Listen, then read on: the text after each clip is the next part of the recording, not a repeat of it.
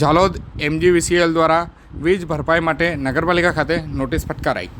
આ તારીખ 11/11/2024 સોમવારના સાંજે 4:30 મળતી માહિતી મુજબ ઝાલોદ નગરપાલિકાના અંધારપટ વહીવટના કારણે નગરપાલિકા વિસ્તારના જે નાગરિકો છે તેઓને મુશ્કેલી વેઠવાનો વારો આવી શકે છે।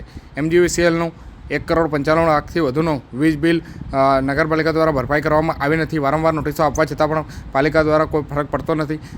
નોટિસો આપ્યા બાદ પણ પાલિકા દ્વારા માત્ર 15 લાખ રૂપિયાનું વીજ બિલ ભરપાઈ કરવામાં આવી છે। MGVCL દ્વારા 15 દિવસના સમયગાળા સાથે જે નગરપાલિકાને નોટિસ પાઠવવામાં આવી છે, જેમાં માર્ચ 2024થી જે વીજ બિલ ભરપાઈ બાકી છે, વોટર વર્કર્સ નગરપાલિકા ઓફિસ તેમજ સ્ટ્રીટ લાઇટ થઈને કુલ 1,95,00,000થી વધુનું બિલ બાકી છે।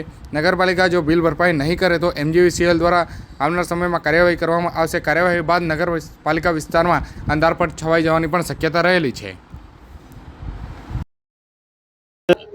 ઝાલોદ નગરપાલિકા ખાડે જઈ રહી છે એના એધાણ જોવાઈ રહ્યા છે। ટૂંક જ સમયમાં નગરપાલિકાને ચૂંટણી આવી રહી છે, જ્યારે તમે જાણો છો કે અત્યારે ઝાલોદ નગરપાલિકાની અંદર કે જે લાઇટ બિલની વાત કરીએ તો 1,95,00,000 જેટલું બિલ લાઇટ બિલ બાકી બોલે છે અને કેટલાય સમયથી જીઈબીથી ત્યાંથી નોટિસ ફટકારવામાં આવે છે। દર વખતે બિલ સાથે આપવામાં આવે છે નોટિસ। જો આજ ટૂંક સમયમાં જો નગરપાલિકા બિલ ના ભરે તો નગરજનોને ટૂંક સમયમાં જો વીજળી કનેક્શન જો છૂટું પાડી દેવામાં આવે તો નગરજનોને એક પ્રાથમિક સુવિધાથી વંચિત થવાનો એક વારો આવનાર સમયની અંદર આવી શકે એમ છે।